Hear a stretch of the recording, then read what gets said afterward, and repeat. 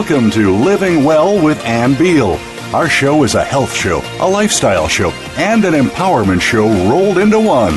Get ready to hear some stories of success, healthy living tips, and suggestions to get motivated and live your best life. Now, here is your host, Ann Beal. Hello, welcome to the show today. We are living well here in Azle, Texas. I have Dr. Jim Slaughter here today, and we are going to talk about how to blend families successfully. A common experience for many people is something called the blended family. A blended family consists of two parents who were previously married, and one or both of these parents have children of their own from these marriages. So a lot of people call these blended families, and the term before was called step families, and it's really now politically correct to say blended. We're blending families, right, Jim? Yeah, and it's a better image to communicate what's happening as well. Yes. Now, these tools that we're talking about are great for regular families, too, any nuclear family, but they are wonderfully necessary for people coming together and they have children, either one of them or both of them have children coming into a new marriage or a new situation living together. There are an estimated 25 million blended families in America today, with one in every 3 children, used to be 4, now it's 1 in every 3 children belonging to a blended family at some time in their lives before the age of 18.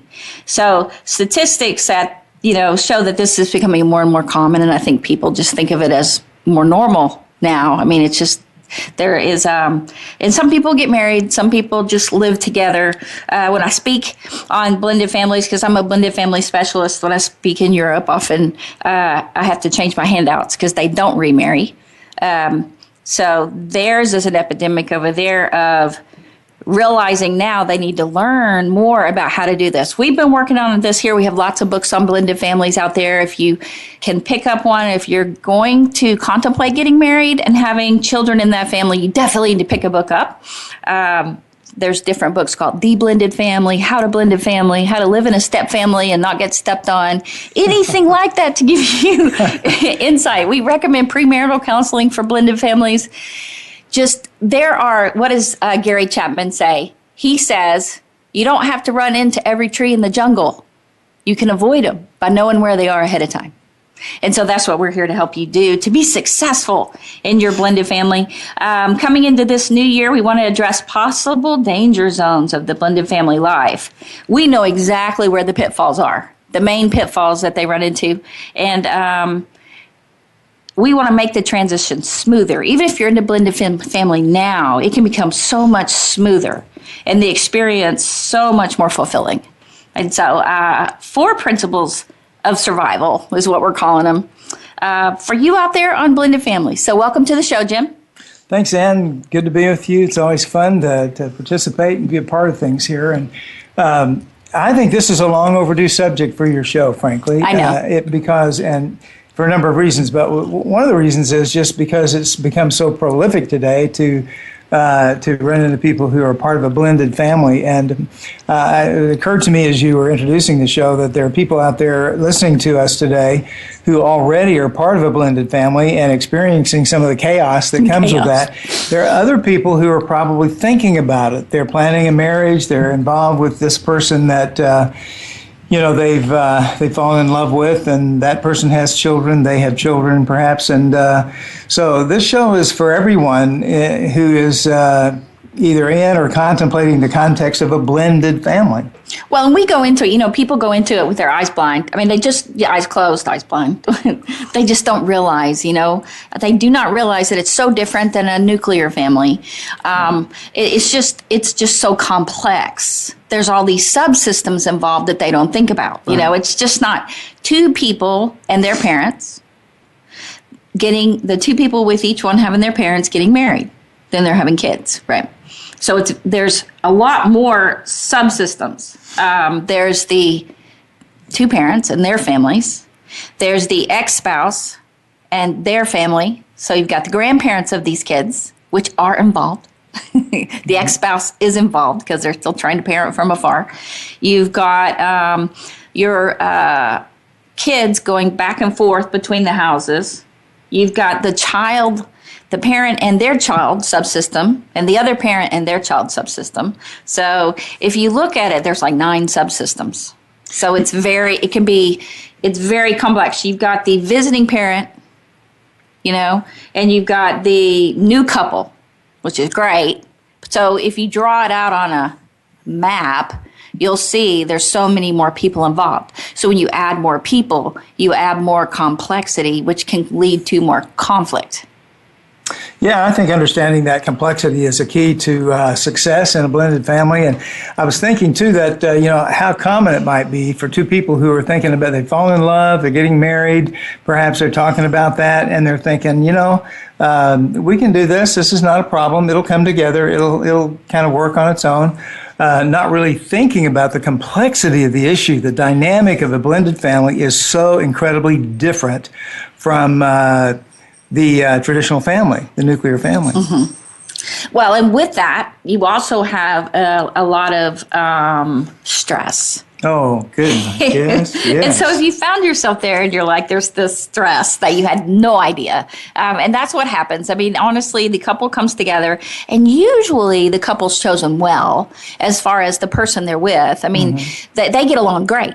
Right, and by themselves they get along great. But they do not realize that there's things they need to do before they move into the house together. And we've had clients come in, they brought their kids, okay, and then somewhere along the line they mention, I'm getting married. And they haven't come in, and the new spouse that they're going to marry, they haven't come in for any premarital counseling. And we're like, you just don't understand. And you cannot tell someone, you can't really explain how complicated it is, if they don't come in and take the time.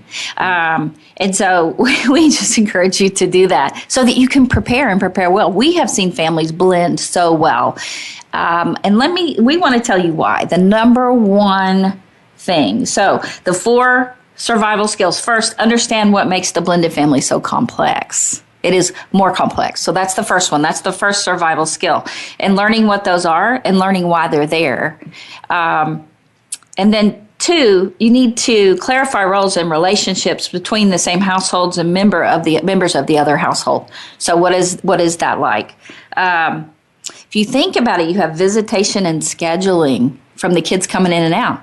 Now, there are those fortunate people that the kids never go anywhere, in that they don't visit the other parent. And I say fortunate only from the sense of you don't have that dynamic of the temporary kids coming in and out, which change the family every time they leave and every time they come. It causes this kind of structure, flexibility, but it makes it more vulnerable. When kids come for a visit, they're more like guests in a way. They don't necessarily, especially if they just come for the weekend. And if there's kids who live there and these other kids are just coming in on the weekend, that parent does want to have them have a good time because they want them to come back. Right. So what can happen is they'll just really try to give those kids a good time and not have them live by the same rules in the house as the other kids. Well, because they don't know how to do it. I mean, they're not, the parents aren't aware of or have forgotten or not thinking about the fact that change disrupts. And any kind of change is going to be disruptive to the household. And they do not know how to do it very well yet. And so everybody's kind of feeling their way along, trying to figure out, how do we do this? This is new, and the relationships are new ones, and it's always hard to negotiate that at the beginning. Yeah, and so that change in household composition, and when you have the visitation, some couples we've seen have both sets of kids have visitation. Right. And so if you think about it, if they visit on 2 separate schedules, they're coming in at different times. Now, the hard thing about this is either way is tough. If they come in at different times, you don't have a single weekend free. Right. That's true. If they come at the same time, you never get really good time with your own kids because there's always more kids, right? And so the kids come in at the same time. And so if they come in at the same time, you do get free time as a couple that next weekend. Mm-hmm. But you lose out on that time with your kids, having it special, really individual. And so that's just the complexity of it. Then the other thing is if you have kids that are there full time, because one of the spouses is the primary, Often you'll have the mom who has the primary custody, and the dad has the kids coming in and out. Right. The stepdad or dad, husband has the kids coming to visit. So there's always some kids there, and there's other kids coming in, and so they just often don't get treated the same. Mm-hmm. So it's just a very tough environment. And so when you understand that you have that household continual shift and getting the visitation and scheduling, that can be really tough. Yeah, really hard. And I just, as I'm listening to you talk about this, I'm thinking, oh my goodness, the energy it takes to keep up with all that. You know, all the shifting, and it's like the shifting never stops. It's just everything is change, everything is shift, and you may get a little bit more used to the schedule and doing that, but it takes an enormous amount of energy, especially when you're transporting kids back and forth. Mm-hmm. You know, and anyway, it's a hard thing, hard transition to make sometimes. It is hard. And so that's why getting the skills is so important. And that's why the books that are out there, going for premarital counseling, listening to shows like this, anything you can get on how to do well. At Life Solutions, we have blended family counseling, premarital counseling and counseling. And most places have that if they really know blended family as well. Often what we find is, and we hear it often, that people who are in blended families, they go to counselors who don't understand blended families, and they treat them like nuclear families. So what you'll get is, a dad who will say to his kids who are visiting, my marriage is the most important thing. This is where my priority is. With these kids that are in this house, well, his kids are visiting. So basically what he just told them is they're not a priority. Mm-hmm. And so their counselor doesn't specialize in blended families and doesn't understand that those kids that are coming in and out are just as important as the rest of the family. Sure. And so the minute I hear that from people who come and said that they're getting divorced or they're about to get the divorce and they're talking about their previous counseling, I'll know that person didn't understand that what they did instead was help lead to the breakdown of the family. Mm. Because in a blended family, you have to understand those kids were with that man before he got married to this woman. It wasn't him alone before he got married. And so that woman married that man and those kids. Right. And not just that man. The kids come as a package with that. And so premarital counseling will help her and him see that there's a priority there. Now, if she had kids, he married her with her kids. So therefore, this family priority is all 6 of them. Right. And so that's very important that they have that. And so these are just some of the things that people go into very naively into the blended families. There's the different values between the two families. And I'll see this, because we live in the Dallas-Fort Worth area, but we live more out in the country. And you'll have people that move in and they're from way into Dallas in the very much city area. They've never lived in the country. This other family has a slower pace. They work the farm or whatever, or they have a ranch, or they have their vineyard or orchard like we did. And these two families come together, and it's a very different pace, and it's a very different lifestyle and very different values. And so when you bring these two together, you just don't have this between two parents. You have this between two families and also 2 sets of grandparents. Yeah, this value thing is, in my estimation, it may be the most critical thing. It may be in some ways, the crux of the issue. I mean, I see it so often. I guess it's why I'm feeling that way, because so often we see 2 people come together and their families, their kids have been taught kind of the way they've been brought up with them. Sometimes it has to do with finances and the way we spend money and what we can have and what we can't have, and forms of discipline, which we'll talk about in just a minute. Is it strict? Is it relaxed? Is it a combination? What is it? And so there's so many things like that church attendance, all kinds of things. And so often the values that we see that people have are very, very different. And trying to work that out, it's a tough thing for people to do sometimes. And right now we're working with folks who are struggling with differences of opinion about how to use their money and what to do with their money and what to do with their kids and all kinds of things like that. Well, and you find often if you have people that live where we live, it's a much slower pace. The kids have chores because they help work the ranch or the farm they definitely have chores, and they have a structure, and they have, they get up early and they do all these things. Well, the kids from the city they don't often have chores as much. They definitely don't have to gather eggs and go feed the horses and, pick the fruit, all that kind of stuff. And so they don't have as many chores, and they may only have to make up their bed. And so you get these families where, one set of kids can just be on the computer or play video games and have iPad, have a lot of downtime. And the other family, they just never stop. They have so much going on. And so when you bring these two families together, and definitely finances, we know that finances cause more stress in families than almost anything. But in this case, with blended families, it's the situation with the kids and the parenting that are caused the most stress. The parenting with the other kids. And so we're going to get into that more. Right now, we're just telling you what can cause it. So these are important for clarifying roles and relationships. So if you clarify roles, you've got to, number one, clarify your visitation and scheduling. How do you schedule that? What is it? And often it's not even up to you. It might be up to court orders. The continual shift in your household composition, realizing that, making aware of that, and that helps you know what to do next. Realizing different values, lifestyles, and systems of discipline between parents. It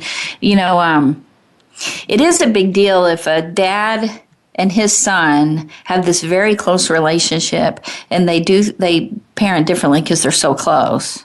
And a mom and her daughter, 2 kids, it's very lax and laid back. And when you start from the outside judging the other parent and how they parent, nobody likes that, whether you're part of a family or not, whether you're outside the family or inside the family. Right. Nobody likes you to put down the way they parent. And so that can be one of the problems when you start making judges. But different parenting styles. How about co-parenting with the ex-spouse, not ex-parent, co-parenting? Well, and this can be a problem. Some exes cooperate very well. And the divorce system now has the parents go to a class about the importance of co-parenting and being civil and getting along and working together, not crossing each other, not overstepping each other, not putting down the other spouse, with the kids, right. not, saying, well, I don't care, she's stupid, or she's, your mom never this, or your mom never that, or your dad never this, or your dad never that, but working together and being civil. Yeah, we have seen this almost have disastrous results where parents, in a sense, work against each other because of their resentment or their anger or whatever's lingering in those dark emotion areas, for them. And what they don't understand is that they're destroying their kids when they do that.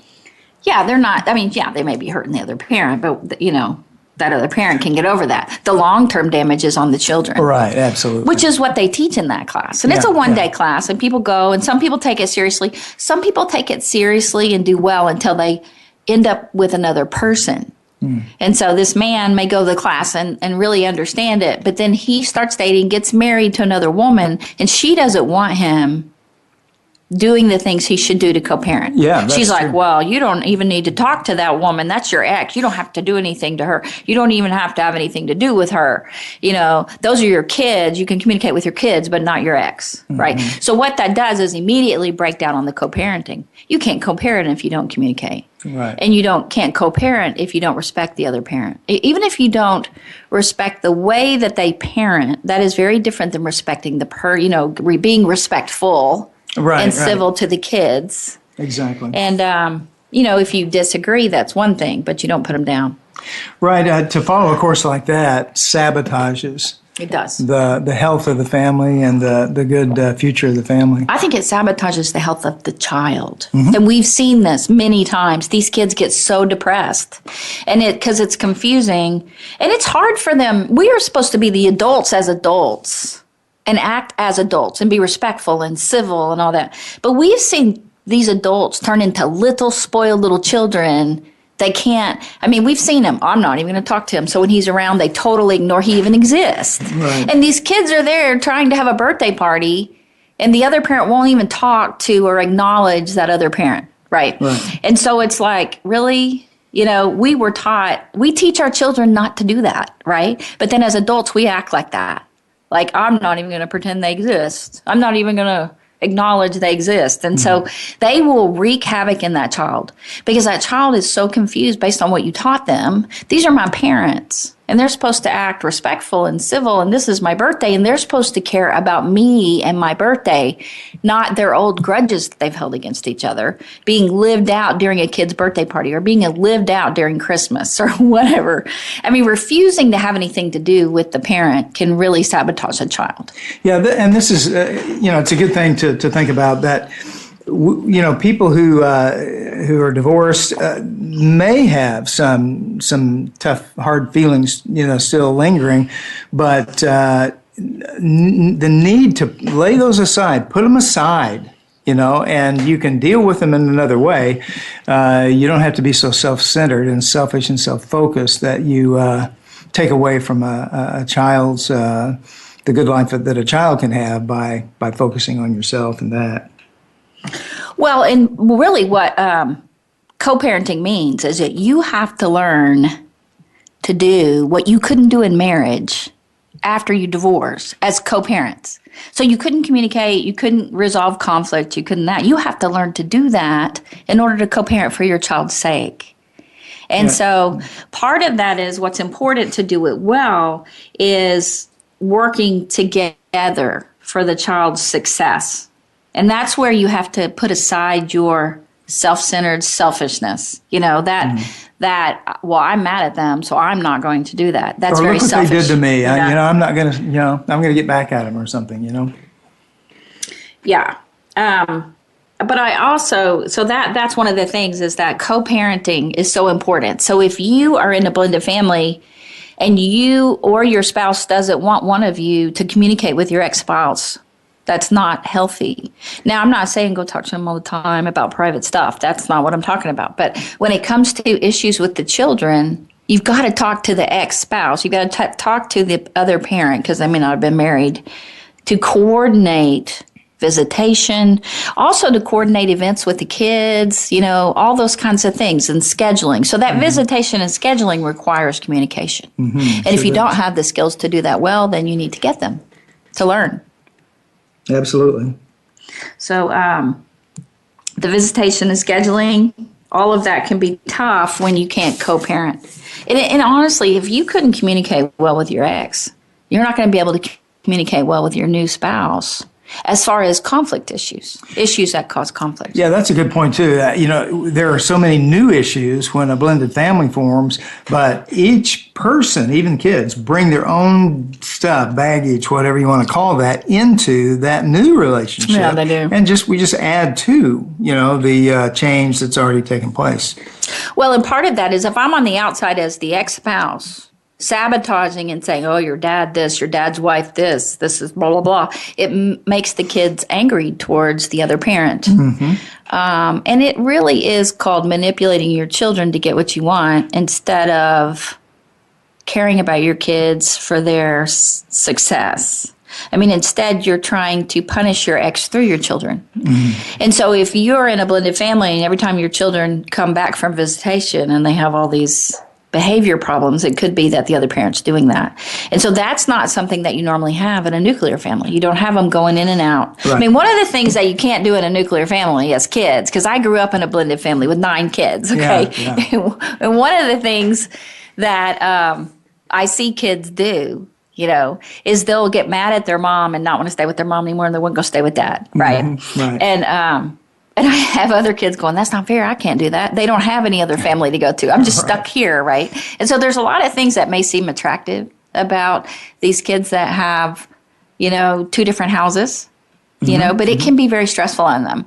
But the kids that don't have 2 different houses, they're actually made to resolve conflict. They're actually, stuck with those parents in that house, and really, they are almost forced to learn resolution skills to resolve conflict. Whereas not necessarily, if you don't work with the other parent, that if I have consequences for this child and I work with the other parent to help follow those up, or whatever, working together, the kids have to learn. They can't just leave one parent and go to the other. Right. Yeah, and in a way, that's a huge strength. Of course, there are many strengths to a nuclear family, but that's one of the biggest ones. That if you're going to grow and if you're going to become, better as a person, it's going to happen within the context of that nuclear family, and you work things out. If you can't, then you get help to learn how to do that. Yes, getting help. And so there's also custody changes that can happen that don't happen in a nuclear family. Right. And that can be very stressful. Court battles, that can be extremely stressful. And, my advice is don't do that unless you just really have to. And I always advise people don't go to court anytime, no matter regular family, single, or whatever, unless you really have to because of the physical, emotional, and financial drain. I've seen people have heart attacks from being in court, going through all the legal stuff. It's very stressful on the family. For the shift in the children's birth orders can happen. I was the youngest child in my family, and I was maybe spoiled from that. I mean, when you're the youngest, you get babied more, you get more attention, because you're the youngest, and take Annie with you, and this, and whatever. And so I think my siblings would say I was more spoiled. Probably. Well, then when my mom got remarried, my stepdad, his daughter was the same age as me. Now tell me that did not wreak havoc with me. Okay. And she did not like me, and I didn't particularly, I liked her at first until she was mean, that I didn't like her. And so, but it was all about trying to, juxtapose for position, right? I'm the youngest. No, I'm the youngest. So I'm 6 months younger than you, and blah, blah, blah.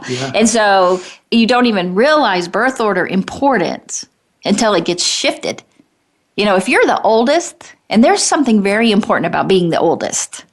It's very special, yeah. And then all of a sudden, your parent gets married, and so in the house is an older child than you. That messes it up too. Yeah. And so if you read the birth order book by Kevin Lehman, L-E-H, is it L-E-M-A-N? Yeah, L-E-M-A-N. He talks all about birth order and the importance of birth order. And so when you go messing with that, he does have more books even on, blending families. And so clarifying those kind of roles when you have to shift birth order, getting counseling before that so that you understand the dynamics of that. And communicating with the kids is so important. And so, for me, it's kind of funny because my parents, when they got remarried, the wedding picture is pretty hilarious, and I use it in a lot of my talks. It is funny until I started, studying blended families to speak on, from a child's perspective. I hadn't noticed the wedding picture being so funny because the wedding picture, my mom and my stepdad are smiling and all happy, and the kids all have frowns on their faces. And me and my stepsister are dressed just alike. We're like 7. We're dressed just alike, and we both are like giving this glare to each other. It's kind of funny. Yeah. And so that we didn't go through any blended family premarital counseling. No. And so you got to consider that with the kids. You have anything else you can think of? No, except that I think that the birth order significance is something that people might not even think about, unless someone brought it up. What you've mentioned makes it seem kind of obvious that someone would come in and be the older all of a sudden, or that someone would not be the older one all of a sudden. But one of the things that I've been thinking about is that these are things that people, most of them, they might not think about these things until all of a sudden they get blindsided once they're married and everybody's living in the same house. And so just again, the importance of thinking through the issues. And that may take some help from a counselor or a guide of some kind to do that ahead of time. And then you mentioned talking to the kids. That can be so crucial. Here's what's going to happen. We hadn't thought about this, but here's what, we can expect. You're not going to be the oldest now. You're going to be second. Well, and I think communicating long before that, too. Now, let me just say, we've gone over 1, 2, 3, 4, 5, 6, 7, 8, 9 things that are tough. Yeah. The visitation and scheduling, continual shift in household, different values, inconsistent boundaries in parenting, if you parent different, right? I didn't mention that. Possible custody changes, co-parenting with the other non-custodial parent, the shift in birth orders, the relationship between the step-parent. Okay, so all these things. We have a handout if you would like it. You can go and email us at ablivingwell@gmail.com, and we will send out this 4-page handout. So it has everything we talk about today, and you're welcome to it. So we just wanted to say that. Right now, we have to take a break. And when we come back, we are going to tell you how to avoid all these pitfalls. What are the most important things to do so that you can have a successful blended family? So stay here. We're going to go to break and be right back.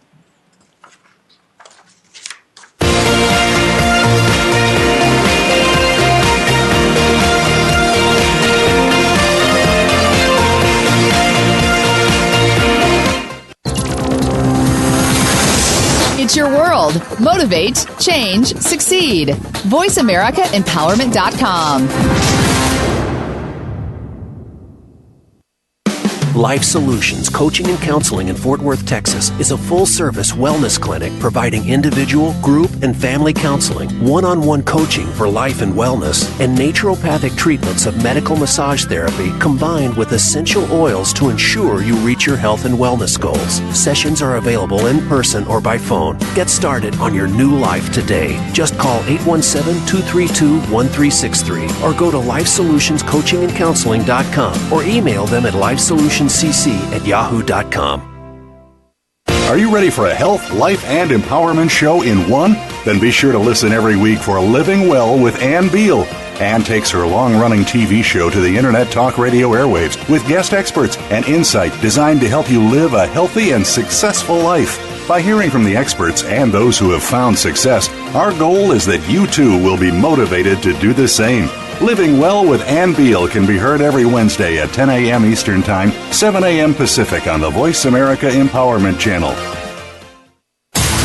Build your better business. Achieve that goal. Make good on that resolution. The Voice America Empowerment Channel. It's your world.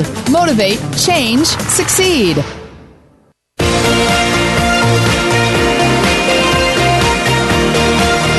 You are listening to Living Well with Ann Beal. We'd love to hear from you with comments and questions about the show. Please send us an email to ablivingwell@gmail.com. That's ablivingwell@gmail.com. Now, back to this week's show. Welcome back to Living Well. This is Ann Beal, and I have Dr. Jim Slaughter here. Thanks for always being here and helping us just have a great show, Jim. I love being here, Ann. Thanks for having me, and it's always good to have a chat with you, with the folks out there. I did say always. You're not always here. Well, not always. Not always, but you're a great help. And we wanted to tell you how to meet the needs of the blended family specifically, so you know how to overcome the pitfalls that we talked about in the last segment. So it's very important that you know how to overcome, not just hear all the problems, because those things we mentioned in the last segment, all the subsystems, there are, instead of just 4, which is the 2 parents and the kids, and the parents, the grandparents and the kids, right? You now have 9. Is it 9? 8? 8? It could be because you have the exes and their parents. Right. Yes, so that adds in another dynamic. Right. And then you add in the parent with the stepchilds on both sides if you have both. Mm-hmm. So that makes 8. I don't know where I got 9. I was a math major. I should have known better. So anyway, with all those subsystems and then all the visitation and scheduling and the different values and lifestyles and different parenting patterns, you know, some are strict, some are lenient. There's always one more strict than the other one more lenient. So we have parents come in about that. And of course, we can always give our opinions on parenting, right, to other people. So we're like, you are not parenting that child. Sure. And, you know what cracks me up more than anything is singles. I hear singles when I am counseling. I hear singles tell me, well, that parent, da-da-da. I'm always like, well, singles, they're just like really trained at knowing how to parent kids, right? And they are some of the most judgmental of, usually they're siblings' kids, right? Like my sister's kids are such bad kids. She doesn't parent them right. And so part of that is knowing how to parent. Right. And so it's kind of funny. It just had to throw that in. Yeah, I think it is interesting that happens. Okay, so what do? The way to overcome, so you don't hit those trees in the jungle. Instead, you go around them because there are an awful lot of trees in the jungle, right? We don't want you to hit them. So number 1, open communication. Oh, wait. More than that, the one before that, okay, so we mentioned that premarital counseling for blended families. Yeah. We say that a lot, that if you can go to premarital counseling or even get in, go to a class, go to a retreat, support group, anything, get insight, read books. There's so many books out there on blended families. Read. So you get a better idea of the struggles, because honestly, they're always the same. Yeah, there are many, many pitfalls there, and just knowing what they are is a step forward. It is, because then if you know them, and there's about mainly six main ones, okay? And if you know what they are, then you're like, oh, because you just don't think of them. Unless you've really known people who've struggled in a blended family, then you're much more aware. But it's still very, very different to have the knowledge without the experience. It's one thing to know it, but when you're in it, it's very different. So anyway, but the knowledge helps. So aside from that, yes, number one, open communication. So how do you do that? We suggest a weekly family meeting as a good place to generate open communication within a family. Now, I do always suggest that as well for nuclear families. Sure. Okay, family meeting. Yeah, that's a great idea. Family meetings we've been doing for 20 years, okay? And together as a couple, express your desires for honesty and openness. And the great thing about doing this weekly, I suggest weekly, is that people can get it out there every week, instead of letting it build up, and then one kid like freak out and, hit another kid or scream and yell, and like, what happened? And then when they get it out, it's like this, and this. And parents can do that too. They can finally blow up and punish the kids, take all their toys away, take all their technology away, take their door off, take all their friends away. Parents do. I mean, it's like take their bed out of the room. I had one kid had nothing in his room except a blanket, not even a pillow, because they took that away because they were just so mad. And I'm like, okay, guys, we need to do this more often so that you don't blow and have that happen. So weekly family meetings. It's like a team meeting, in a way, where you're able to share what's on your mind and what's on your heart, what your grievances are, if you want to call them grievances, and to work it out there. And if you do it regularly, like you mentioned, once a week, then you're able to avoid a lot of this buildup of steam. Yes, and the family meeting is not just for the parents to gripe. That's not what I mean. Right. Okay, I mean for everyone to come together and let the kids talk. Because the parents can talk among themselves some other time, and they tend to say what they want to say when they can say it, because they can. Kids can't. So the family meeting, you want to be able to let them talk. And one of them might say, well, I don't like such and such coming in my room. Well, you know what? Yeah, that's important. You don't just say, well, they should be able to. You go in their room, because that's not really dealing with that kid's feelings. Right. You work it out. And so having them all, especially you can assign chores at that meeting. If you have a list of all the chores in the house, and then you go, who wants to clean the bathroom here? Who wants to do the living room? Who wants to do the kitchen? And you divide them all up. Well, then when you come back for the next family meeting, you ask if anyone wants to switch chores, and they can switch. Okay, and maybe get to the point where they communicate about that. Or if the dogs aren't being fed, one of the kids isn't feeding the dogs or whatever. So you work all that out. Or if somebody's not, treating another child very well or being respectful, or if one of them's upset with the parent, to be able to say it safely. That's the open communication. And that's one of the things that a parent needs to be aware of when they have a meeting like this, is creating a safe environment. And it's not always easy, but it's very, very crucial. If a kid's afraid he's going to get in trouble by something that he shares that's on his mind, then he's probably going to keep quiet. Right. It's not going to help anybody. If a kid keeps quiet, that means he doesn't feel safe. Right. So there are families where kids aren't safe to talk. So I think that you want to early on create the dynamic that it is safe and build that.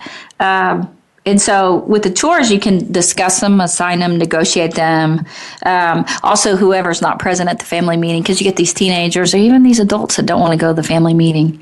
And so one of the things we would say is the last one to the family meeting, or the one that's not there, not the last one to the family meeting, but the one that's not there gets to clean the toilets. And so that would get everybody there. And so the kids would be like, hurry, before Dad gets here. Of course, you know that. Okay. Shared power between all parents. Now, that is very important. And believe it or not, that includes the non-custodial parents as well. This creates balance between the step-parent family and creates tolerance between individual, step-parent family, and extended family. What would be an example of that? I know you'd say that. Shared power. Shared power. Yeah. So part of it is respecting that parent who doesn't live in that house. Okay. Respecting them. And if my child is disruptive over there, caring for what happened there, and if, and listening to what happened and handling it well as though that person is important, as though that parent is important, because the child has two parents and they have step parents, right? And so the step parent, if the child hurts them, or, that relationship's important too. Right. And so if the ex-spouse is, respected like that, and the step parent is respected like that, then everything goes well. Yeah, I think that's the main word. Respect is very closely linked to shared power. The only way we can share power is if there's mutual respect. Right. And kids see that, they understand that. If they go against that, then they're confronted about it and helped to understand about this shared power. Well, because kids, okay, you can't blame them. They want to get their way. Right. And so they know, like everyone does, if you divide, you conquer. And so happens. Yeah, if they can get mom mad at dad, then they don't have to listen to dad. If they can get dad mad at mom, they don't have to listen to dad. Right? Right. So if they can divide, if they can get mom mad at the step parent, then they, mom mad at stepdad, they don't have to listen to stepdad, and vice versa. Okay. And so kids obey the step parent based on their relationship with the biological parent. That's right. And so the biological parent will model what works and what doesn't work. If a child tries to divide and the mom doesn't, the mom doesn't let them, the biological parent doesn't let them. Yeah. To say no. If he said no, you can't come to me, right? And so if I just didn't know you already asked him, he already said no, so therefore I will uphold that. Yeah. And, if they've asked the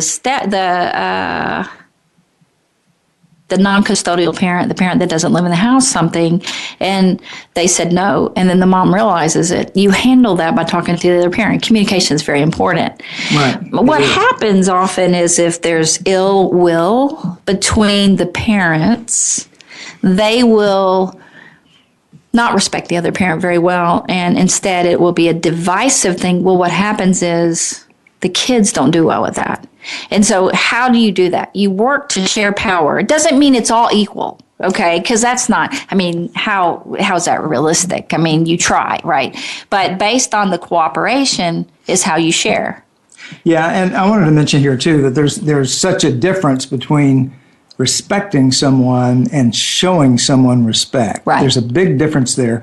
You don't have to respect someone to show them respect. So you don't have to feel respectful of someone to act respectful. Yeah, that's what I meant. Right. And so what you show is very important, because you do that. You teach your kids to be respectful outside the home. You don't say, well, if you don't like your teacher, you can be disrespectful. Right. Right. You don't say that. And so you teach your kids respectfulness, and that's why kids can get very confused when you don't model that yourself. Sure. And so for the kids, basically kids need structure, and they need a united front between parents so that the kids will have to do what they're supposed to do. Right. Okay. If you have one parent telling them to get a job and the other parent saying you don't have to get a job, guess what the kid's going to do? He's going to sit at home without a job. Yes, of course. Yeah. And so no matter what, if you don't work together and communicate, then it's not going to happen. The child will go with what's easiest, right? And so that's part of what I'm saying. It's not that I'm saying, oh, be fair to everyone. I'm saying, I'm telling you what works. Right. If you don't do that, the child doesn't end up being well. And won't turn out the way you want them. And so, that's why I say that, shared power. That's an interesting thing you said, they won't turn out the way you want them to. And sometimes we forget that the home environment is a training ground. Our primary responsibility as parents is to train our children to become responsible adults. That's what we're here for as a parent. And so I think it's very important to remember that. Our home is a training ground to help our children become responsible adults. Yes, and so which parent is right about the job? Or if one says you have to make all A's and the other one says, oh, don't worry about it, you can make even C's. Well, the kids are going to say, I can make C's. Right. So you're not going to affect change in that child. You are going to have to communicate with that other parent and not just tell them you're wrong, but instead work to reach an agreement between the two of you by resolving conflict, sharing opinions, and working through that to come together to be able to parent and co-parent in a healthy way to come up with a compromise that you both can live with, really. Right. And compromise is a good word. Some people take it as a bad word, but we're talking about choosing an alternative option that we both agree to. And that you both can live with. Yeah. Can you both live with B's? Great. You can both live with B's. Or both live with a part-time job. Right. I know when my kids are in college, if that child didn't do well, I mean, they struggled, okay, not that didn't do well, but they struggled with their grades. Last thing I wanted them to do was get a job. Okay. But another parent might think, well, I always had to have a job. So therefore, they need to have a job too because I don't want to be given a spend the money and blah, blah, blah. Okay. Well, we need to work from there to come up to a compromise because we're still not resolving the emotional issues between each of us. Mine is I don't want her to fail, and his is I want her to make money. So you've got to come to a compromise with that, with each parent. Okay, just griping to the child about the other parent ain't going to do anything. Right. Except, you're putting down the other parent, right? And that's that child's biological, genetic relationship, right? Mm-hmm. So you might not be, you're not married, you're not blood related to that spouse, what those kids are. So putting them down just harms the child. Mm-hmm. And it doesn't do any good to call somebody names or put them down. And so sharing between all parents requires communication and conflict resolution. And that's why I say what you couldn't do in marriage, you got to learn to do to co-parent the rest of these kids' life. To do well. That's really true. That's true. Now, some people choose not to do that, hold grudges, and just never talk to you again as their kids wilt and deteriorate. I mean, there are some prideful people out there that, they can, and some of them can be, the most godly minded people, right? But if they're mad, they're not going to follow that. They're not going to act godly. They're just going to hold a grudge for the rest of their life, even though God says, don't go to bed with don't do that. And so they can say, well, they divorced me and they broke a vow to God and they can throw out God all they want, but their behavior is very ungodly right there. So they're not doing what God asked them to do either. They're holding a grudge to be angry, which is going to make them sick. It's also going to make their kids sick. Right, it is. And so, you can't be civil if someone's not talking. All right, flexibility. Flexibility is very important. Remember that two families come together with different backgrounds, habits, and cultures. So be patient with these differences. And remember that the differences can actually strengthen you, which is something I talk about a lot. Flexibility is needed when children are temporary residents who come and go between households. These children are having themselves to be flexible, to readjust to every move. And it wasn't their choice to do that. You're putting them in that. So be flexible with them. They need your patience, they need your love, and they need your support. But it's important that the rules stay consistent with or without these children in the home, which is hard. And I admit that's hard. It's just hard. Special treatment weakens the family if everyone's not treated the same. Mm-hmm. If the kids are not all treated the same, as best as you can, mm-hmm. It'll weaken the family, cause anger and resentment. And we don't want that. These children coming in and out are not visitors. They're family. That's true. I see it all the time. Kids get treated that come in and out as visitors. They don't even necessarily have their own room necessarily, or the other kids will have their own rooms, and these other kids, their rooms all their closets are filled with the parents' stuff. Right. So they don't even have a place to put their stuff. They get to unpack their suitcase. They don't get to pick the colors of their room or whatever. They don't have a key to the house. They're treated as though they can only come if they call. And that's not being a family member. That's being treated like a visitor. And if that's your dad who lives over there, that house should also be yours. And when they do that, when that happens to them and those things are happening, in the family that way, a child cannot help but feel like an imposition. Right. Well, they do feel like that. Yeah. Yes. And it harms them because they feel like the child who lives there is the dad's new child. That child is more important. That child gets to actually experience the wealth or the experience with dad gets to go, and all that. Whereas this kid comes in and out and you can't help but harm that child. That child will be harmed. Those children will be harmed. And so it's very important to not do that. They're not visitors, they're family. Yes. And they'll learn to love and respect you for being a good parent. Structure is important. Keeping the rules of the game, keeping structure the same as best as you can when the children come in and out. Now, this is the thing. Realistically, you can't give the kids who just come on the weekend, you can't give them all these chores, right? Well, everybody has 5, so you have 5. Because then they'll spend their whole weekend doing chores, and you really want them to come back, and they might not. Then you want them to have a good time. You want them to like you. So how do you do that? Well, you do it with all the kids. All the kids have a good time. Yeah. All the kids get to enjoy it. They'll look forward to the kids coming. Yay, movie time. You know what I'm saying? I mean, they'll enjoy that, and so that's part of it.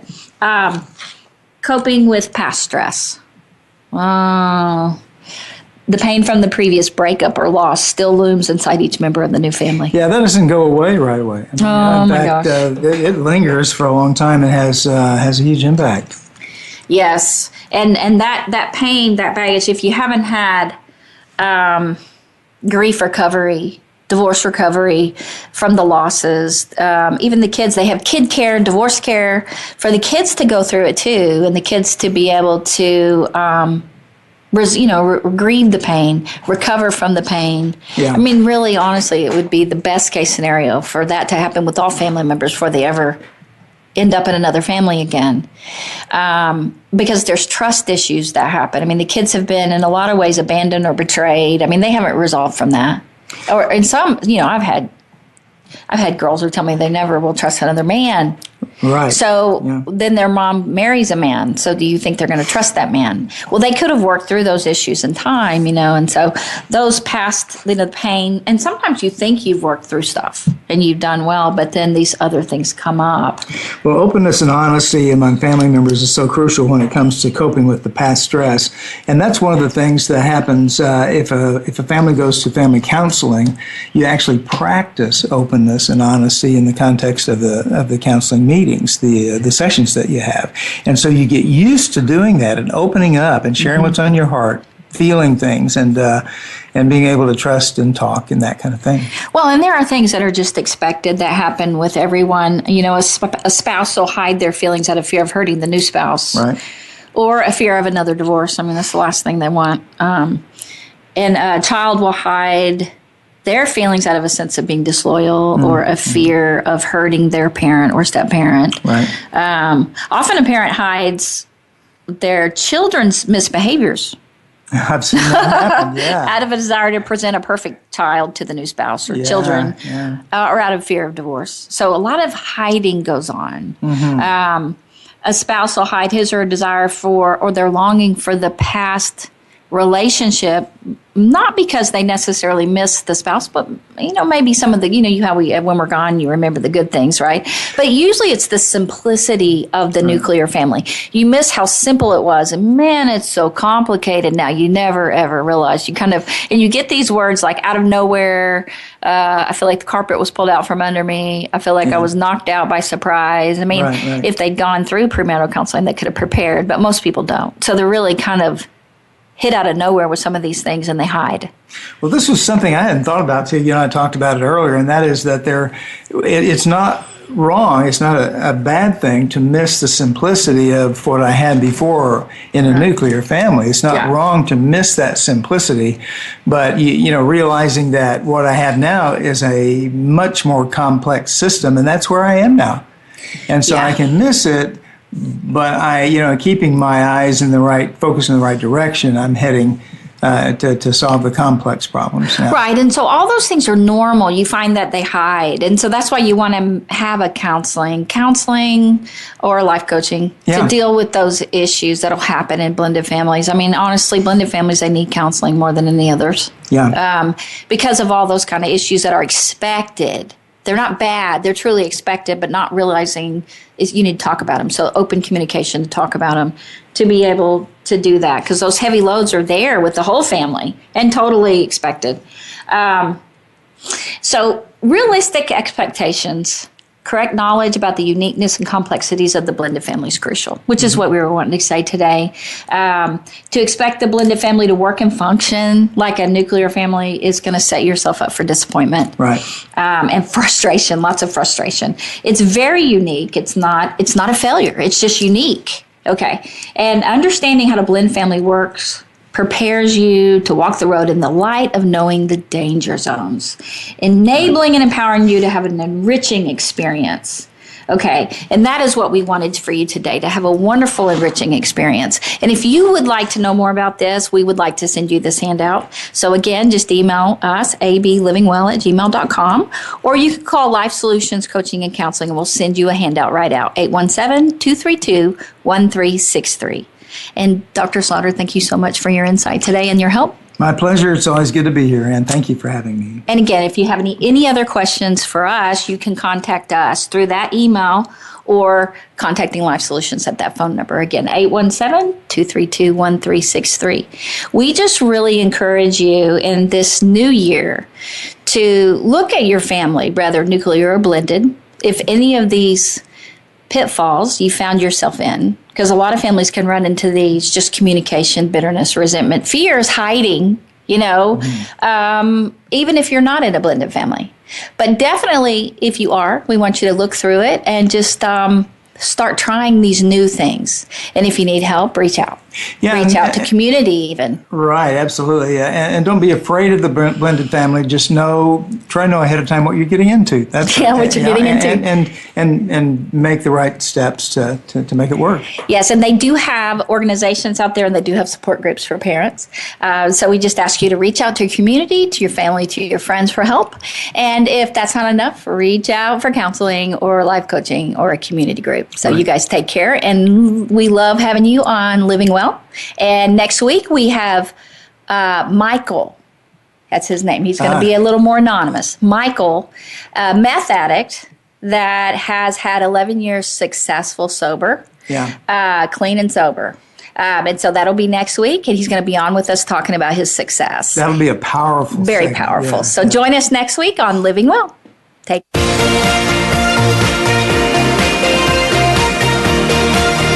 Thank you again for joining us. Living Well with Ann Beal airs live every Wednesday morning at 7 a.m. Pacific Time, 10 a.m. Eastern Time on the Voice America Empowerment Channel. We can't wait to see you again next week.